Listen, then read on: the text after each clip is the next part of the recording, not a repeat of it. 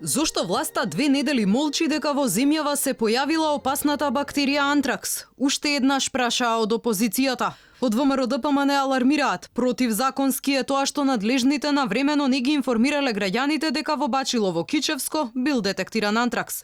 Од таму прашуваат дали и колку граѓани консумирале месо и млеко од заразеното стадо. Властите поради својата нестручност ја заразиле почвата на месото на угинатото животно за наредните 20 години.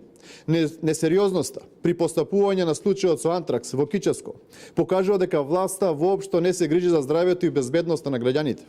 Однесувањето на власта е крајно несериозно и недозволиво. Не се знае дали граѓани конзумирале месо и млеко од заразеното стадо.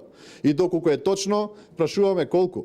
Да не се прави сензација од појавата на антракс кај добитокот, вели првиот човек на Агенцијата за храна и ветеринарство. На прашање зошто надлежните со недели молчаа за случајот кој го обелодени опозицијата, Атанасов вели дека ова не е прв пат антраксот да се појави во Македонија. Во земјава имало 22 региони активни на бактеријата, каде надлежните редовно вршеле контрола. Сепак не ја отфрла можноста болеста повторно да ја нападне стоката. Болеста е присутна со децении во државата. И ние на секој не може да излегуваме да добиваме. Еве, бруцелозата имаме. Исто е зоонозна болест. И секој ден програмаме има справедување, и секој ден откриваме болест. Треба секој ден да излегуваме и да кажуваме дека има бруцелоза, кога се знае дека има бруцелоза.